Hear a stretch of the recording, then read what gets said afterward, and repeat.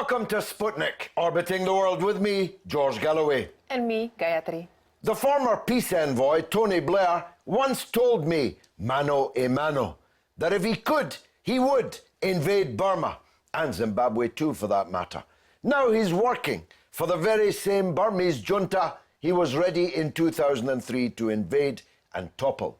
A gig with Robert Mugabe cannot be far behind. Mr Blair, just appointed to head the campaign in Europe against racism and anti-Semitism, has had nothing to say about the murderous racist rampage being conducted by his new friends in Burma. And neither has Aung San Suu Kyi, the darling of liberals throughout the world as a result of her persecution by the junta. And not a single Muslim government, busy killing each other in other parts of the world, has lifted a finger to stop the genocide against the Rohingya Muslims. Ramadan this month for them will be spent trying to avoid the knives of murderers or in the hold of listing ships threatening to take them to a watery grave. Joining us now to discuss the crisis is Mr Tun Khin, President of the Burmese Rohingya Organization in the UK. Tun, tell us just how bad is the situation for the Rohingya now?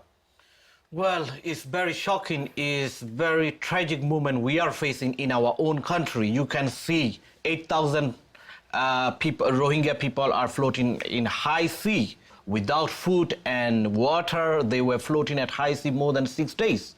And media is looking at only 8,000 people floating at high sea. But international community like US government, UK, EU governments, they have to look at behind the scene. More than 1.3 million Rohingyas are facing genocide in their own land. That's why these people are fleeing. This is what the situation they are facing. That's why current crisis, Rohingya refugees are fleeing from Burma. That's what these Rohingya refugees are, That's why they're on the high seas. Yes. The focus mustn't be on those countries that will or will not let them in, because the reason they're on the high seas in the first place is because their own countrymen are murdering them. Yes. And the government of that country is tacitly encouraging it, surely. Yes, they are encouraging, they are investing there, and they are looking at, Telenor, like Norway, telephone company like US, governments, investors there. They are not looking at human rights. They are investing there, and only they just talking about human rights. But there is no such, taking action, practical action for it. I don't know if you were in Britain at the time, but there used to be a lot of human rights stories about Burma when Aung San Suu Kyi was the victim of human rights abuses. She became such a personality, she won the Nobel Prize. Why are they ignoring the plight of more than 1 million Rohingyas? Does it have anything to do with the fact that they're Muslim? Yes, particularly if you look at the Rohingya issue, Rohingyas are facing ethnic, religious, and political persecution. And this is man-made tragedy. The government designed it to eliminate, to wipe out or to wipe out the Rohingya from Arkhana state. This is the government policy. You can see the situation, how international legal experts are saying facing genocide in this issue.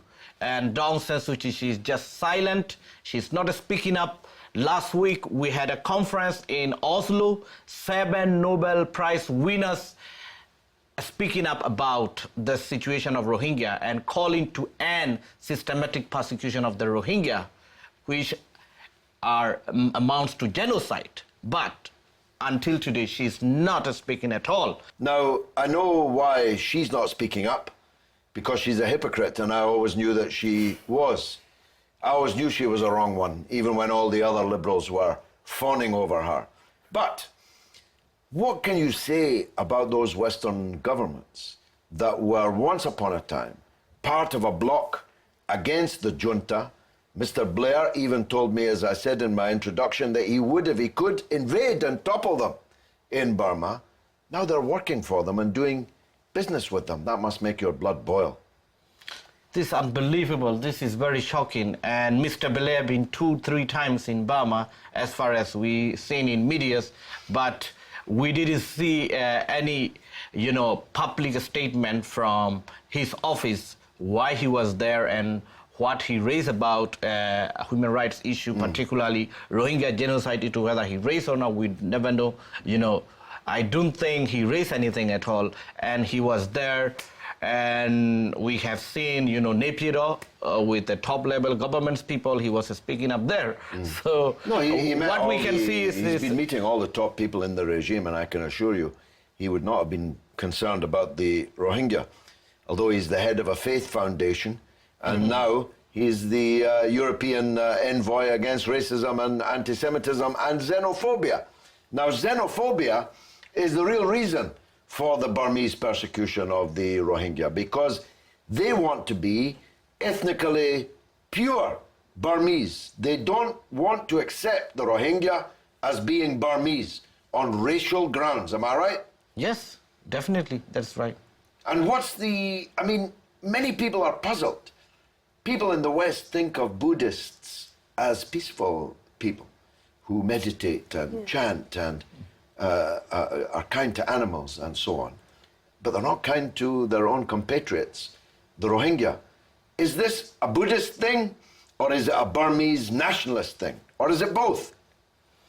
I should say is nationalist first, and that's the way the government applied. The government have been using many decades, brainwashed to the Burmese people that Rohingyas are not exist in this country. They are illegal immigrants. You can see how they manipulate the top level. Top level, what I mean is President Thein Sein, with his own words, he mentioned that these Rohingyas are not citizens of Burma. They are illegal immigrants. The only solution is keeping them in camps and sending them to the third countries. That is what he mentioned in 11 July 2012 to UNHCR High Commissioner. So as a top level, they are spreading up the words as an anti-Rohingya campaigning is very stronger.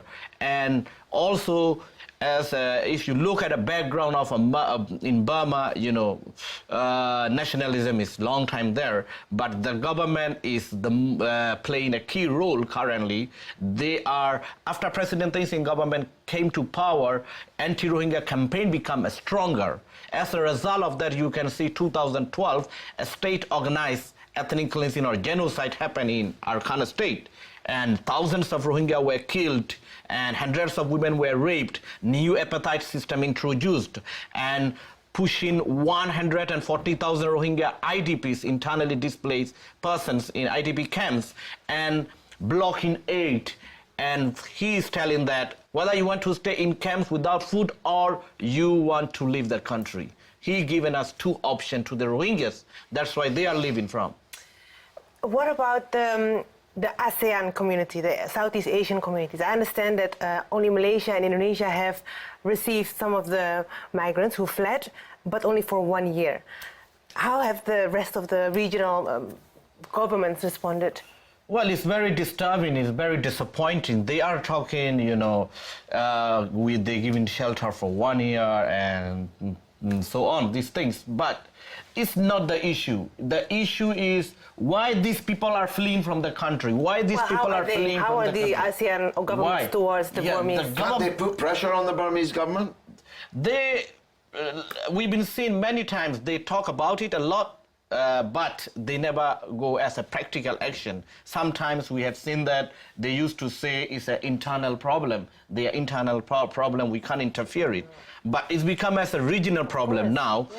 You can see 29th of May, they had a meeting. The meeting was ended up very surprisingly ended up, they want to tackle human traffickers and these issues. It's not the point. They have to tell the Burmese government, you have to treat your own ethnic Rohingya people as a human way, You have to get on to restore their ethnic rights and citizenship rights. Otherwise, you will face serious consequences. This is the message they have to them. 1.3 million people are facing this genocide, and no one is speaking up at all. And it's been declared, as you say, the Burmese junta has declared it, that we will starve you in camps or we will stampede you out of the country. You can die one way or the other. Yes. It's coming up to Ramadan. What do the Muslim governments of the world have to say about this?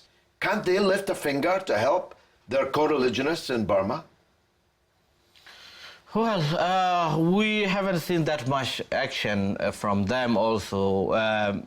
Organization of Islamic Cooperation, they're raising the issue all the time. And the point here is we need to see collective action. Organization of Islamic Cooperation, US government, ASEAN, European Union have to come together to find a solution. Legal experts are already mentioned this is genocide. Denying the right to have citizenship, denying the right to have medical treatment, denying the right to have food, denying the right to have education, denying the right to have child, creating a state-sponsored violence against Rohingya and pushing them to the camps. And more than 140,000 Rohingya become IDPs, and the blocking of aid, and then they are asking you whether you want to live starving to death in these camps or you live from the country. This is the clearly genocide that you can see what's happening. It's as clear as any example in recent times. We appeal international community, they need to act before too late. Yeah, it's the devil or the deep blue sea. Tun, thanks for coming on board. Thank you so much. Sputnik. Coming up after the break, the mortal threat to that most London of institutions, the black cap. We'll be right back.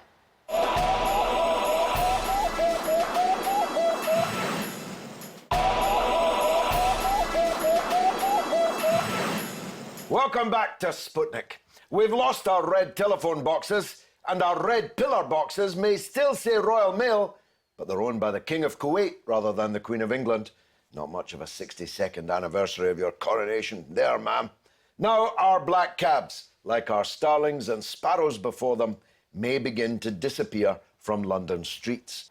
The predator is Uber, the $40 billion US corporation banned in many places around the world, but on course, at least at present, to choke the life out of any and all competition and establish the mother of all monopolies. Joining us now is Steve McNamara, General Secretary of the Licensed Taxi Drivers Association. Steve, welcome on the Sputnik. Just for those who don't yet know, what does Uber do and why is it a threat? Uber's a glorified minicab company. Anyone who's lived in the UK would know there's two types of service. There's the taxi service, the black cab service that you hail on the street or you get at an airport or a station rank. And there's a minicab, which is a traditional sort of saloon car that you can call up and hire. Uber is a glorified minicab service, but instead of being able to call it or book it on the internet, you use it rather by an app on your smartphone.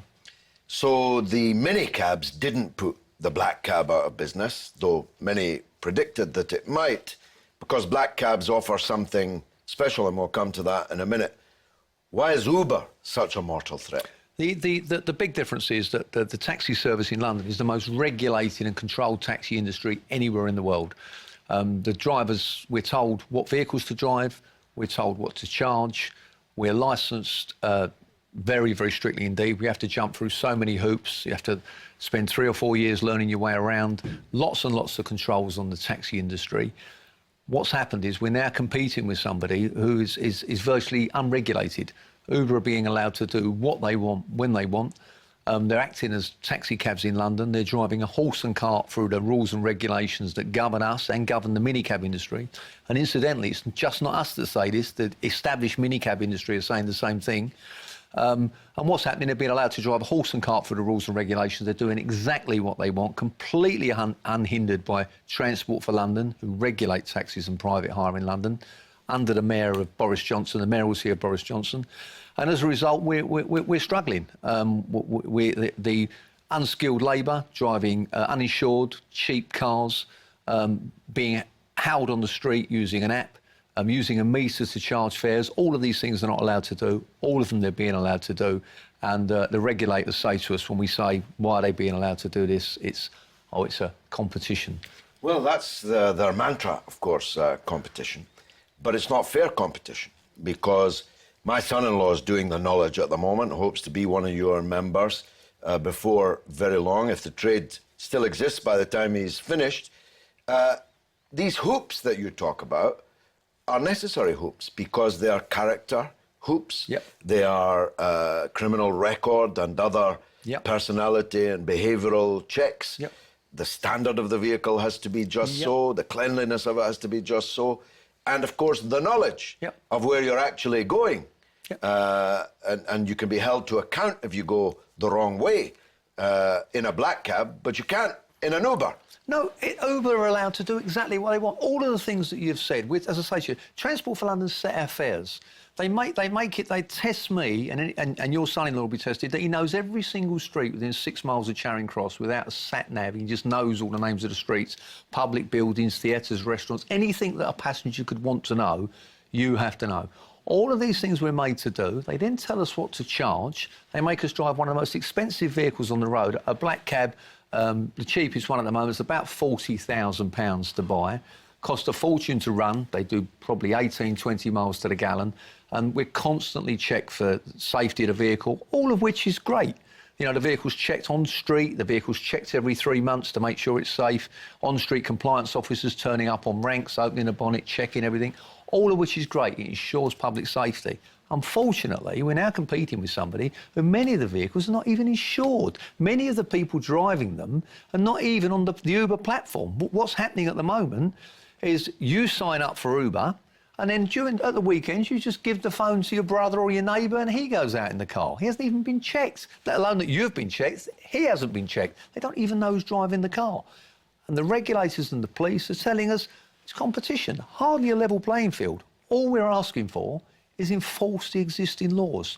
You wrote the laws, you made them, just enforce them. We're happy to follow them. Why can't everybody else? And you say competition, but there are obviously places who successfully have banned Uber.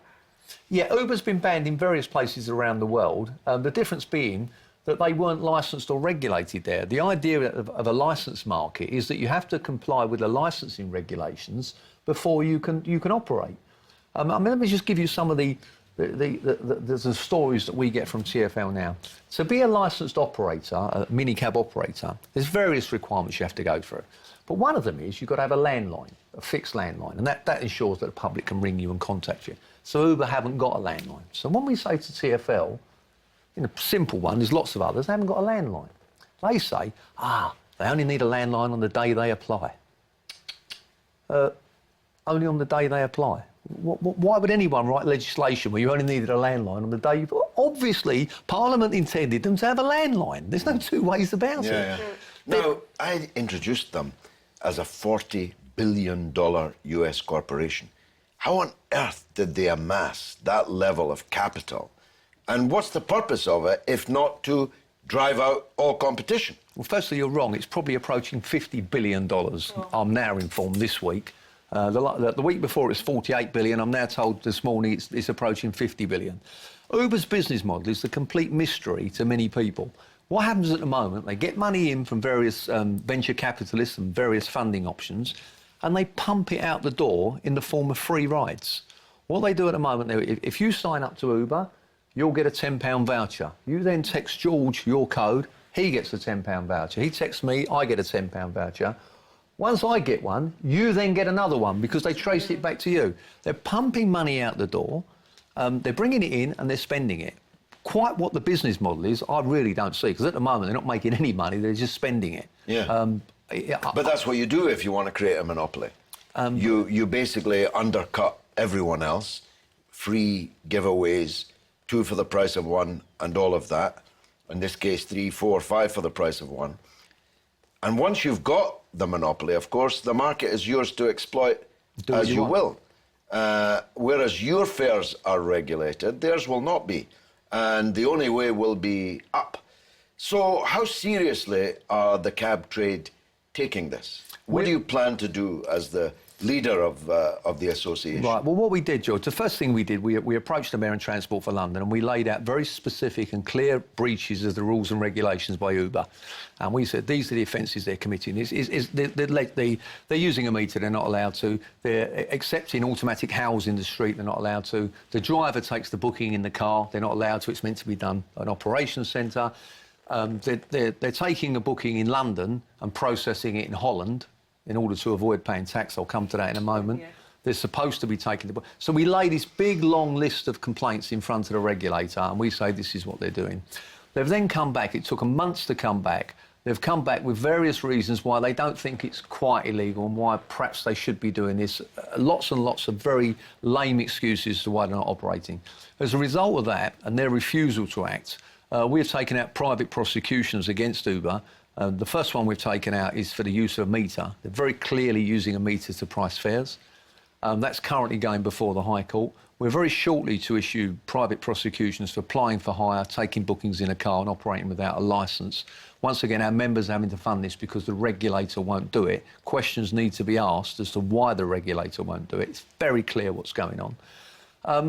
And all the time, it's an uphill struggle. We get to the magistrates' court, and the first thing the magistrates want to know is, well, why are the authorities not doing this? Why are you doing it?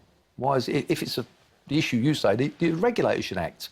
We're on the back foot all the time. But we are in the courts, we are pursuing Uber, but we're fighting on two fronts. Not only are we fighting in the courts, but Uber have got a £250,000 a month PR budget, which they're spending with the media, across the media, try and find many articles criticising Uber. Just recently there's been a few, but prior to that it was all good news with Uber because of the money they're spending with journalists, because of the money they're spending with PR and marketing companies. We're fighting an uphill battle, but we've taken to the streets on several occasions to raise our profile. We're shortly to raise our the whole profile of the matter. Let me tell you what Uber do. They're very, very careful who they employ. They pay big money and they very select who they employ. They've just employed Rachel Whetstone. She used to be the head of PR and marketing at Google. Her husband is Steve Hilton, the famous Downing Street guru, personal friend of David Cameron. In fact, I believe she was the godparent to one of his children. He's now, David Cameron, when we did a demonstration last week, has popped up suddenly in favour of choice, and he's in favour of the consumer. Quite why he's in favour of the consumer being put at risk by an unregulated and unlicensed firm is a question that needs to be asked. All of this is to keep exerting Uber's influence. Their tentacles are getting deep into politics. I mean, you know more than most the lobbying and stuff that goes on. Does it not trouble Cameron that they don't pay tax because of all these devices?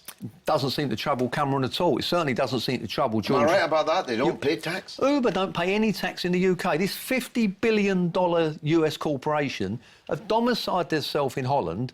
In Holland, they've got special VAT exemptions of only 6% for transport companies. So they take advantage of that by domiciling themselves in Holland. In the UK, they'll tell you they're not a transport company, they're a technology provider. Yet they domicile themselves in Holland and tell the Dutch authorities they're a transport company to take advantage of that.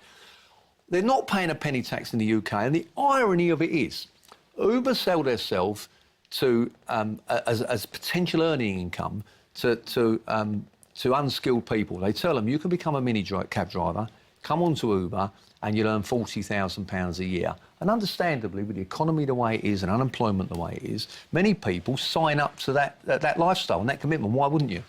They get themselves a car, they get themselves a minicab licence, and very quickly they realise that in order to earn minimum wage, they've got to be working 12 or 14 hours a day. If they want to earn anything above minimum wage, they've got to be working 18 hours a day.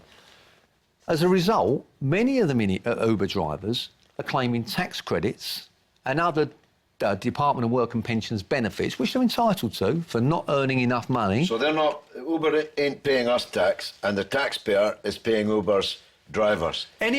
Sounds like a David Cameron scheme to me. Steve, we've got to leave it there, but we're going to talk about this again. Good luck with your campaign. And now it's your turn to tell us what you think through the portals of social media. What's rattling, Gayatri? Well, a lot of outrage, obviously, on the situation of the Rohingya Muslims. Syed says, lack of unity will always cause Muslims to suffer humiliation, no matter what. #OIC. And a surprising response on the Uber matter. There seems to be a lot of Uber fans out there. Adam Tudor says, consumer demand and the free market win. Adapt and overcome caps or become obsolete. Yes, well, that's the law of the jungle. Some of us don't want to live in the jungle. Lorik adds, the public seems to favor Uber. Cheap and convenient. Black caps have to adapt or face extinction. Well, it depends how convenient it is if you get into an uninsured lousy saloon car Sleepy. with a driver who's been working 18 hours and whose background has not been checked and who might just be, well, dodgy. Won't seem so cheap and convenient then. Well, that's all that we've got for this week. Which, alas, means that's the end of the show. You can stay in touch with us on Twitter at RT_Sputnik and on Facebook, Sputnik on Russia Today. It's goodbye from me, Gayatri. And from me, George Galloway. It's been marvellous.